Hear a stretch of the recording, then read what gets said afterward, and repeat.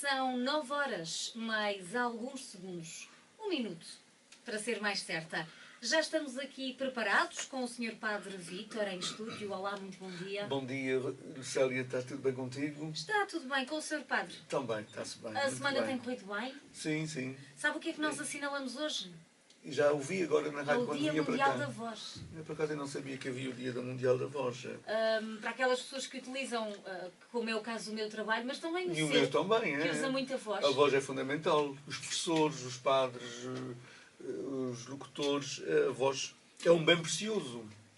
E quando, por alguma razão, ela falha, a gente percebe a falta que ela nos faz. É verdade, e nós muitas É vezes, preciso.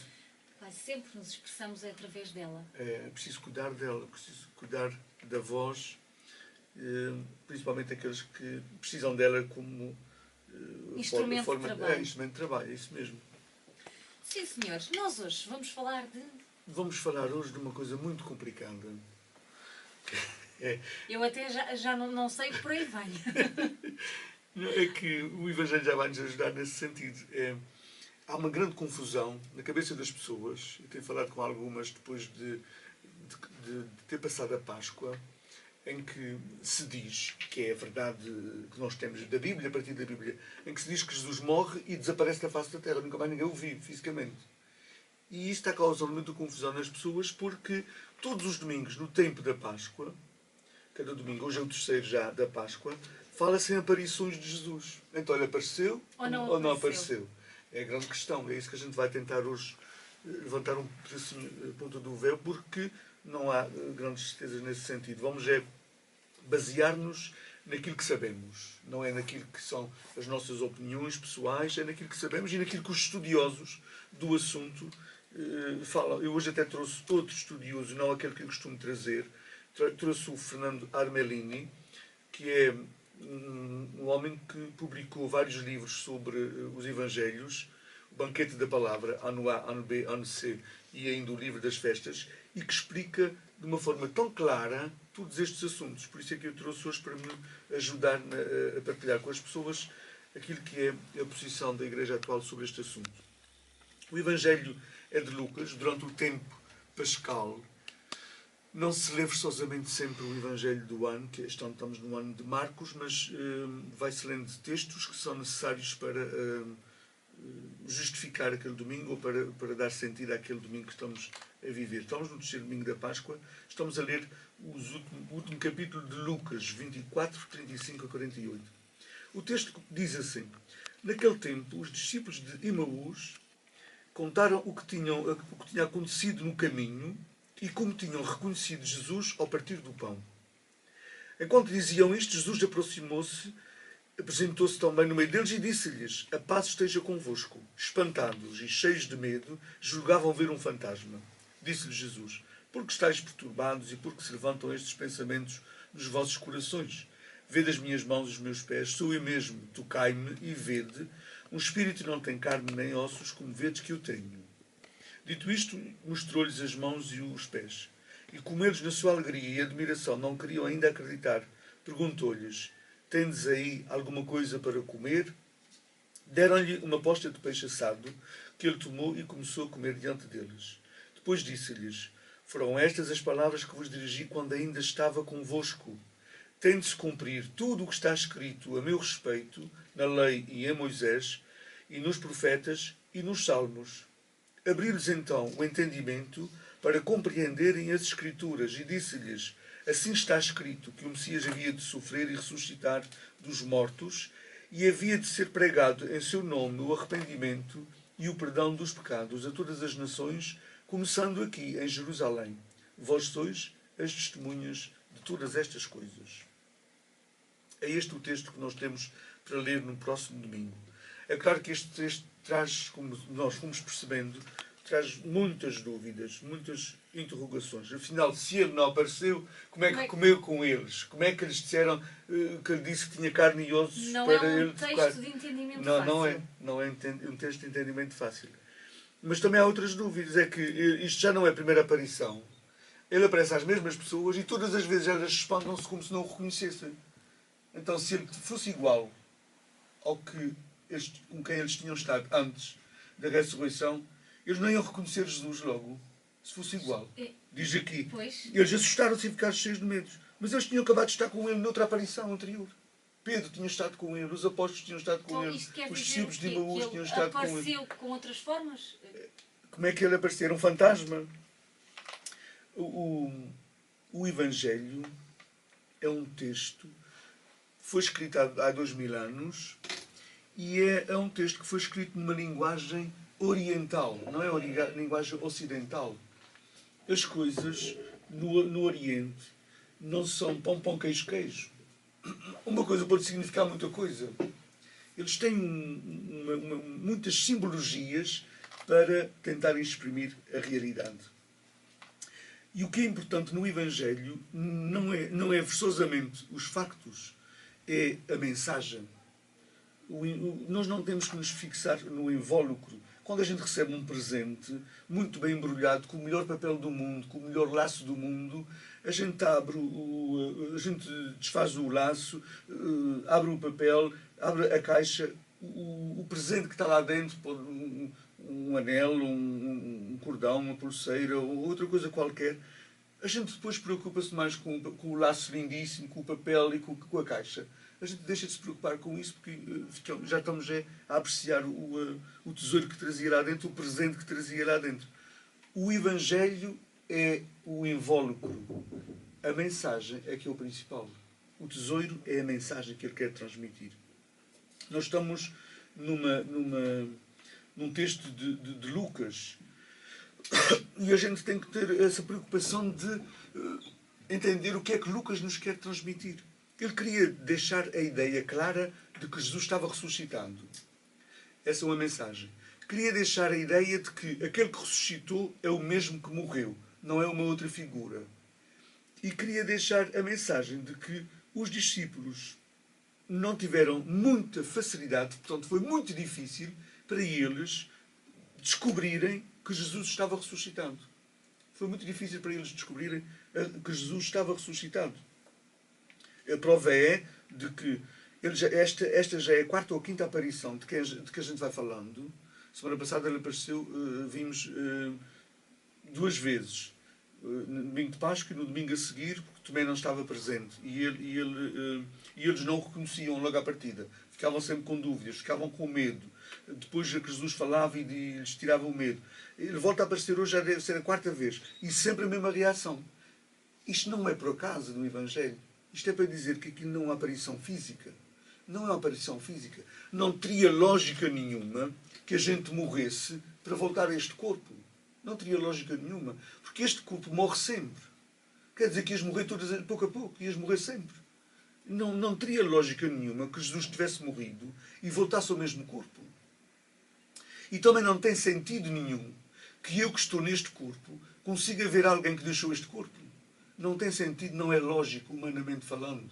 E nem biblicamente falando. Uma pessoa que deixa este corpo, uma pessoa que morre, deixa de ser vista. Eu não posso vê-lo e continuar neste corpo. Se eu vir um morto, é porque já estou morto também. Não pode. Nem os mortos veem os vivos neste corpo, nem os vivos veem os mortos que já partiram. São dimensões diferentes. São dimensões completamente diferentes. Intransponíveis. Não há possibilidade de passar deste lado para lá e daquele lado para cá, senão pela morte. Pela morte. E a morte implica esse corte físico e visível da pessoa. Corte. Não há hipótese de se ver. Os apóstolos não viram Jesus fisicamente. Não viram Jesus.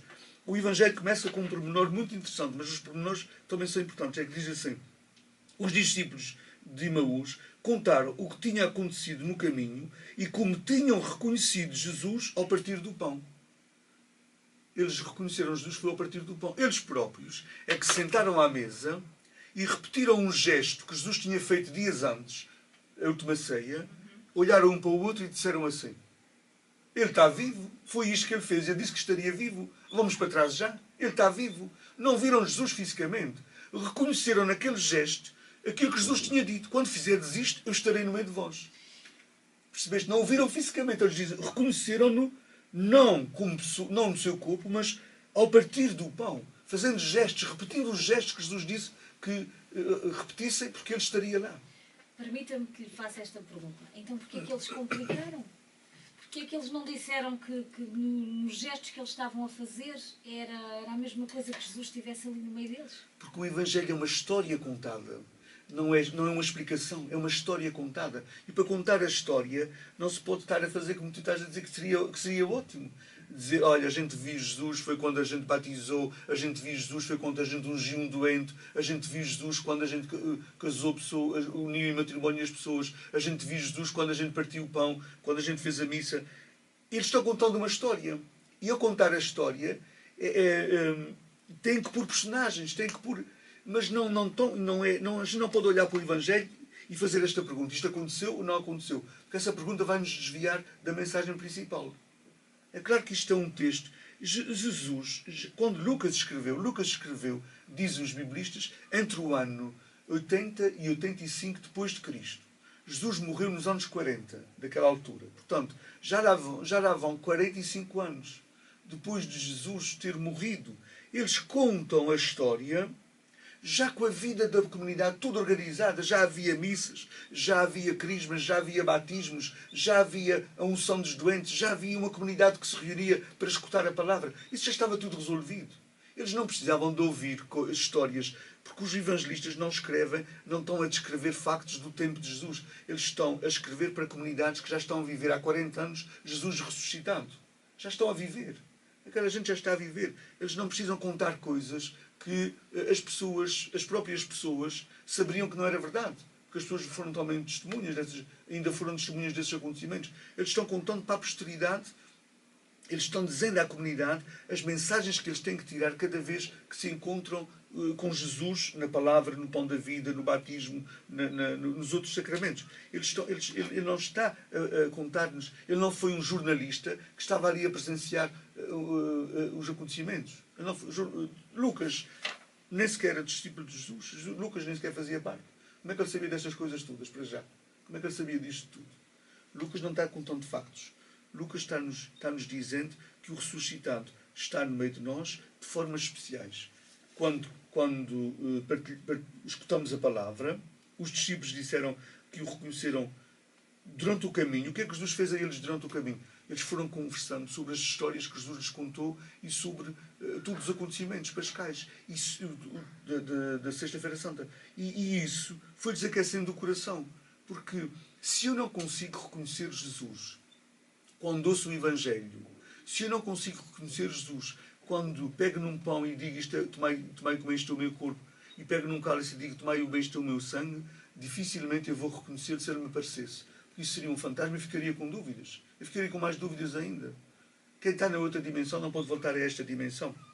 E qual é as provas que nós temos que esse corpo era diferente? Eu já disse aqui uma vez, a primeira vez depois é que Jesus entrava sem abrir as portas. Experimenta fazer isso, Célia.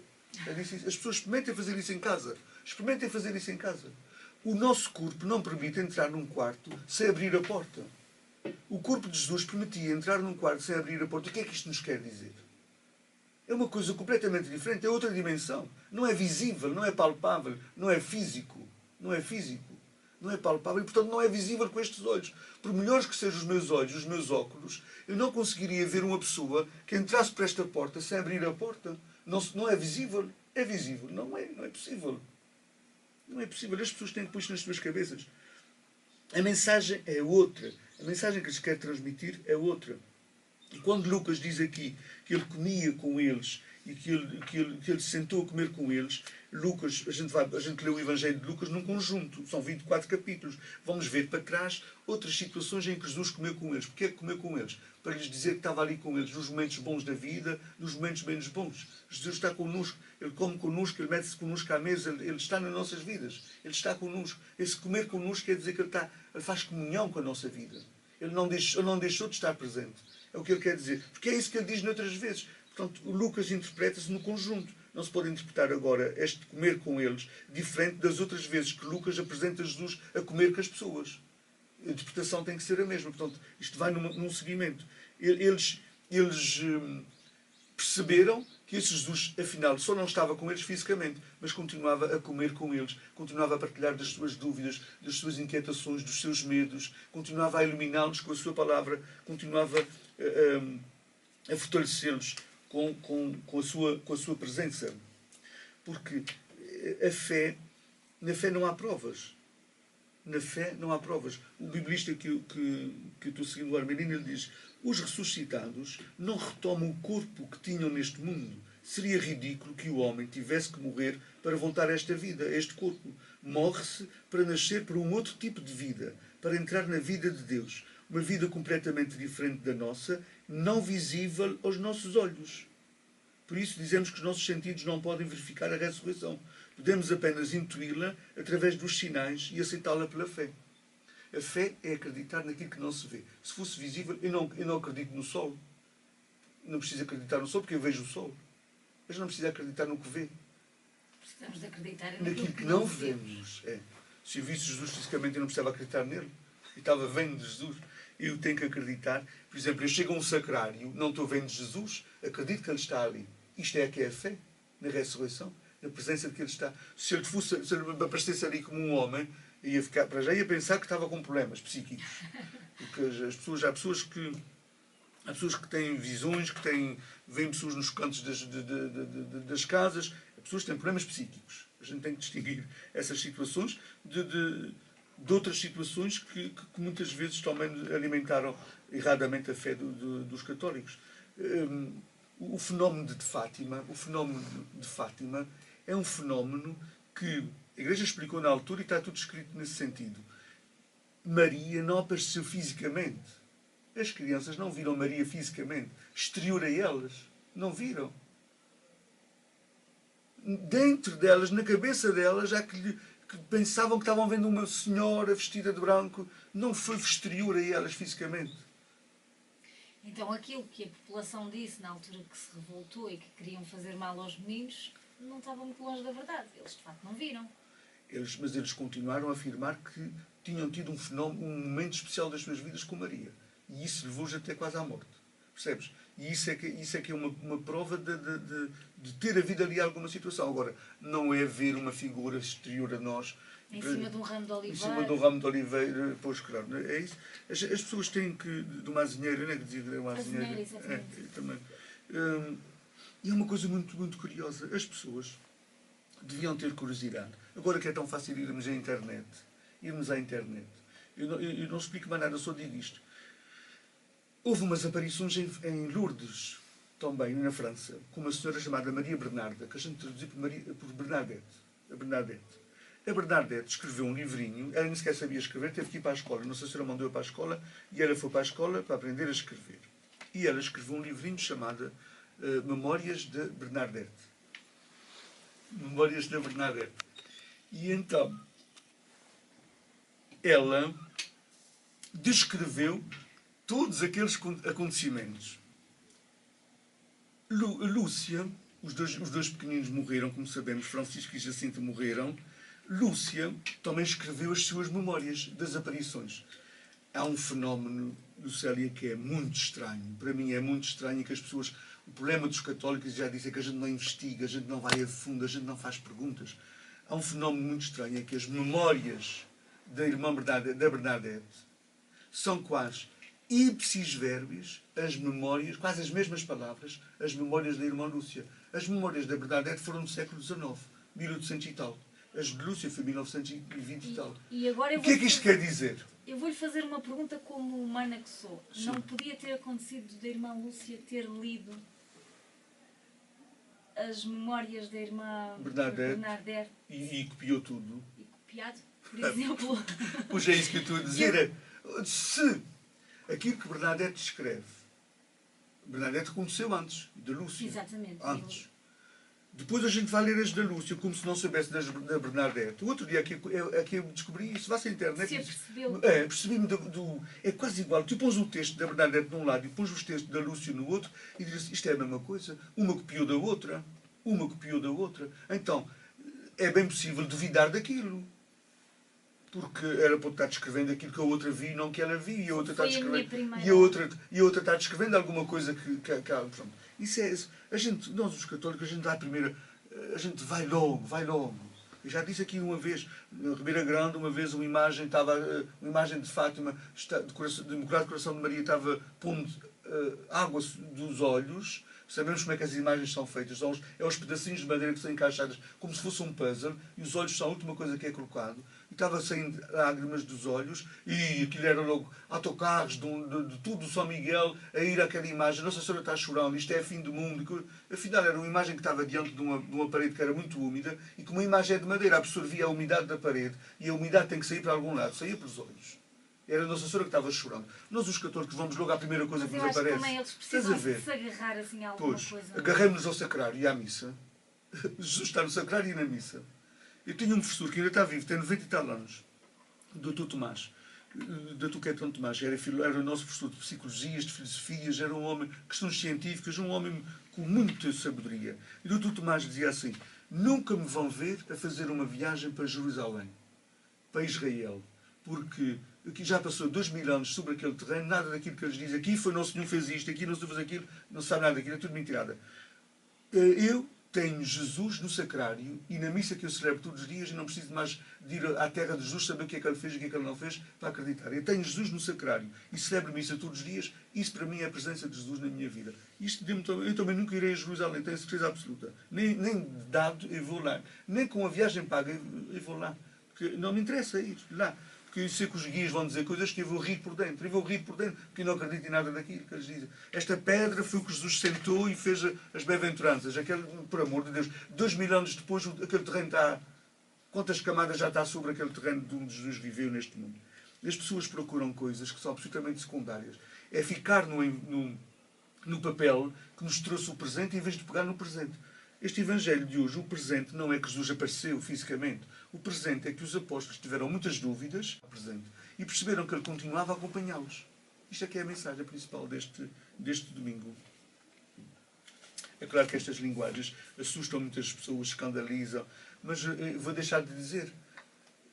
Enquanto a voz não me calar, como alguém dizia, não é? Enquanto... Dizer porque isto é a palavra de Deus e tem que esclarecer as pessoas, tem que se esclarecer as pessoas. Mas, o cristianismo é esclarecimento também. E ainda bem que que há as pessoas que se dedicam a estudar isso, pois, que claro, nos explicam porque o comum mortal, as pessoas ao lerem isso, não conseguem fazer essa interpretação. Pois não. A Bíblia, por isso é que é de fácil leitura. Por isso é que a gente diz a Bíblia, começa-se pelo Novo Testamento, as nossas Bíblias atuais têm uma coisa muito boa, que é, em baixo, tem as notas, que são explicações daquilo que a gente não entende à primeira. Vai-se lá abaixo ler aquela nota e aquilo vai ajudando a explicar. Mas é preciso sempre fazer cursos, é preciso estar sempre a estudar. A Bíblia é um manancial. É um manancial. Nas universidades em que se estuda a Bíblia, o aluno que entra pode perguntar aos seus professores quando é que acaba o meu curso. Ele diz assim, quando tu quiseres. Porque tem sempre anos. Não é uma licenciatura com 4 anos, um doutoramento com 6, percebes? Não, pode-se continuar toda a vida a estudar numa universidade de Bíblia. Toda a vida. Nunca se acaba. É curioso. É um curso que não tem fim. Um aluno sai e diz, olha, eu vou ficar aqui por 4 anos. E dá-lhe um canudozinho qualquer que corresponde a 4 anos. Mas não está formado em Bíblia. Ele tem 4 anos de estudo de Bíblia, percebes? Porque aquilo é continuamente. A Bíblia é um manancial. Nós somos uma religião da Bíblia. Portanto, é na Bíblia que nós vamos descobrir Jesus presente no meio de nós. Não é com aparições, nem com visões, nem com, percebes? Nem com fugas, nem com fugas. Às vezes a gente foge para aquilo que é o secundário e esquece do essencial, que é a mensagem. E eu acredito que são poucos os cristãos, os católicos, que leem a Bíblia. Pois, infelizmente. Infelizmente, nós os católicos não temos um grande apreço à Bíblia. Temos mais apreço por outras coisas que não a Bíblia. A Bíblia é fundamental. Bíblia, nós damos, já sou padre há 25 anos e sempre nas paróquias por onde eu passei, a gente oferece no 4º ano de catequese Bíblias às crianças. Oferece, a paróquia é que oferece. Faço questão disso, porque é uma Bíblia que eu sei que vai ficar naquela casa. Imagina quantos milhares de Bíblias a gente já ofereci. Graças a Deus. É mesmo assim. Porque a Bíblia tem que estar em casa das pessoas. Não é para pôr na prateleira, é para ler todos os dias. Muito bem. Vamos então conhecer a agenda. Nós estamos na semana em que há reuniões de catequistas, estamos a programar as festas que faltam no 3º período da catequese e hoje há reunião da Matriz, às 20 horas, reunião de catequistas do aeroporto e da vila. Nós temos no dia 3 de maio o Dia da Mãe, a festa da Mãe, portanto faço um apelo às catequistas a estarem todas presentes para depois não andarem a perguntar a estes e àqueles o que é que se passou, ou dizerem que não sabem o que é que se vai fazer. É lá na reunião, na formação, na presença, que nós vamos combinar juntos as festas que faltam da catequese. Recordo que hoje também há missa na Santa Casa, às 5 horas. Às 18h30 há Via Sacra Pascal. Às 19 horas há missa. Recordo que amanhã no aeroporto também há amanhã em São do Espírito temos o mesmo esquema. Via Sacra às 18 horas, 18h30 missa, 19 horas reunião de catequistas. Sábado há missa às 19 horas no aeroporto. No domingo, com as festas do 5º ano da catequese, festa da Esperança ou do Credo, temos missa 10 horas Matriz e São Pedro, 11h15 Santa Bárbara, 11h30 Almagreira, 12h30 Santo Espírito. Eu recordo que, tal como já foi dito aqui, que o retiro de idosos, por indisponibilidade da escola, não vai acontecer no dia 25 de abril, como estava previsto. Será anunciado depois a nova data, quando houver disponibilidade tanto da equipa que faz o retiro, como da própria escola. E na próxima semana, recordo que não há missas durante a semana, de segunda a sexta, porque, como os ouvidores todos os anos têm uma reunião com o Sr. Bispo. Tipo o Conselho do Bispo. Vamos estar no Conselho Presbiteral, fazer um balanço daquilo que é o ano da Diocese, mas também, como o Sr. Bispo está nesta fase final do seu mandato, vamos fazer um balanço dos 20 anos em que ele esteve à frente da nossa Diocese, ver como é que está o estado da nossa Diocese. É tipo o estado da nação. Então a reunião será em São Miguel, Ponta Delgada, com a reabertura e inauguração do Centro Pastoral de Ilha, de São Miguel. As pessoas muitas vezes disseram, vendeu-se o seminário de São Miguel, e depois nunca mais tem um espaço em São Miguel, a venda do seminário, o dinheiro ficou cativo, agora foi usado para construir o Centro Pastoral de Ilha, como tinha sido prometido na altura do próprio Dom António. Vai ser inaugurado, então, durante esta semana que vem, já com a reunião do Conselho Presbiteral. Nós, se calhar, aproveitamos também aqui para informar os ouvintes do Asas que, devido a alguns problemas técnicos, domingo passado, não conseguimos transmitir a missa, mas vamos tentar resolver a situação. E esperamos que no próximo domingo, para aquelas pessoas que há aquelas pessoas que não conseguem sair de casa e não conseguem ir e gostam de ouvir a missa da sua terra, porque é lá que houve também os avisos. Sim, as pessoas que estão lá fora, mas também existem pessoas aqui em Santa Maria com alguns problemas físicos que estão de cama ou acamados e que ouvem através da rádio. E nós estamos a tentar resolver a situação e esperemos então que... Vamos resolver, acredito que sim. No próximo domingo, às 10, iremos fazer a transmissão. É isso mesmo. Um bom dia para todos e para todas e confiemos nessa presença que o Senhor está. Ele está mais em nós do que nós mesmos pensamos e não precisamos vê-lo exteriormente ou fora de nós para acreditarmos nisto. Ele é a força maior das nossas vidas. Bom dia. Muito bom dia.